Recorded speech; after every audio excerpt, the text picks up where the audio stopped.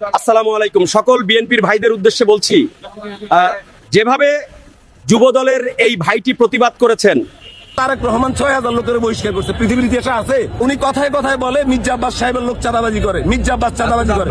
ছাত্রদের সরকার প্রতিষ্ঠিত হয়েছে, বিএনপির কোন সরকার প্রতিষ্ঠিত হয় না। যারা বলে সারা বাংলাদেশে বিএনপি চাঁদাবাজি করে, আমি তাদেরকে প্রশ্ন করতে চাই, আপনাদের সরকার থাকা অবস্থায় বিএনপি চাঁদাবাজি কিভাবে করে? আপনারা সম্পূর্ণ আওয়ামী লীগকে বিদায় করেছেন, এখন আপনাদের মনে হয় বিএনপিকে তুড়ি মেরে বিদায় করে দিবেন। অসম্ভব বিষয়। সারা বাংলাদেশের মানুষ জানে 17 বছর আমাদের উপরে গুলি হয়েছে, জেল হয়েছে, হত্যা হয়েছে।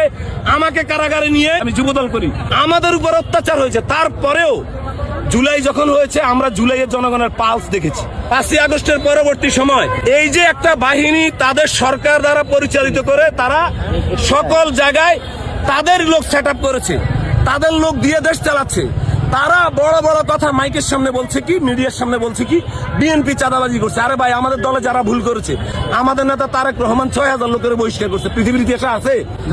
আমি ভয়ে থাকি সারাক্ষণ, আমার কোন কর্মী ভুল করে কিনা। আমি কোনো ভুল করবো না ভাই, আল্লাহর কসম করে বলতে পারি, এই মাথায় হাত রেখে। আমার আল্লাহ সাক্ষী, 1 টাকাও চাঁদাবাজি করি না এই এলাকায়। আজকে উনি এখানে এসে বলে জুতার দোকানদারে নিয়ে এই আওয়ামী লীগের ভবনটা আপনার পাহাদের নামের উপরে রাখা এখানে এনসিপি নিয়ন্ত্রণ করে।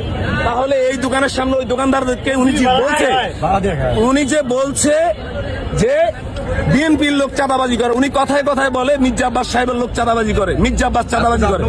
মির্জা আব্বাস জমিদার ফ্যামিলির ছেলে। মির্জা আব্বাসের বাবা মির্জা আব্বাস রাজনীতি করতে আসার আগে তিনি এই ঢাকা শহরে প্রতিষ্ঠিত একজন ব্যবসায়ী ছিলেন।